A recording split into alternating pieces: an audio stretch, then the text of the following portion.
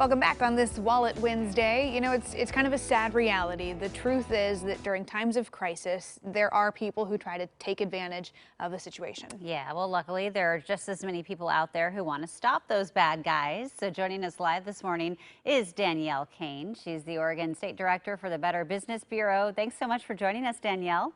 Yeah, of course. Thank you. Yeah, so okay, we want to start with this new trend of predatory business practices in some cleaning companies and what we can watch out for.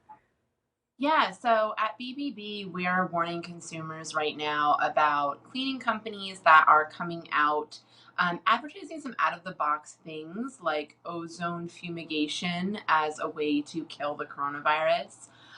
The fact really is that we just want consumers to be alert that right now we don't know exactly what kills COVID-19. And just because something works for a previous virus isn't a guarantee it will clean COVID-19 out of your home. Yeah, I think that's an important thing to keep in mind, especially as I know we're going to start seeing more businesses and people trying to open things back up, and they want to reassure customers that it's clean. Yeah. But how exactly do you do that? We haven't quite nailed that down. Yeah. Yeah, good Yeah, points.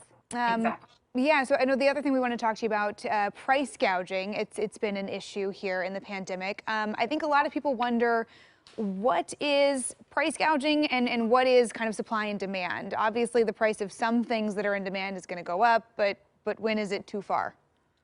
Yeah, so interestingly enough, in Oregon, we have a pretty hard and fast rule about what is price gouging. Anything that is marked 15% above its average retail price is considered price gouging in this state.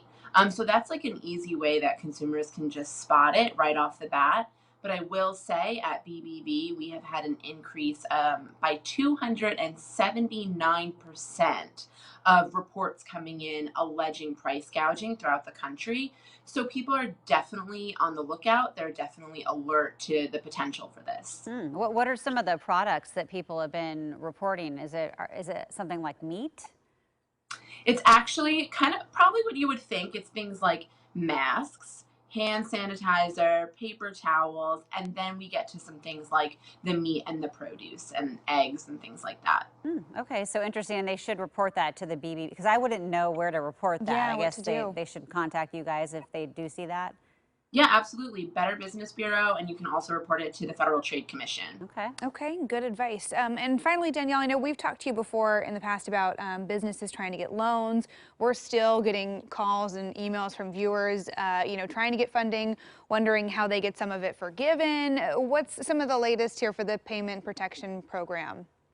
Right. So now with this second round, we're kind of moving into this territory of, all right, some of us are going to get it, and unfortunately, some of us are not.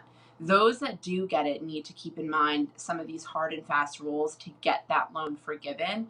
And probably the number one thing to take away is that you have to use at least 75% of that loan on payroll costs. Payroll costs include salary, wages, vacation, retirement funding, all of that. The other 25% can be used on utilities. So that's the number one thing to keep in mind.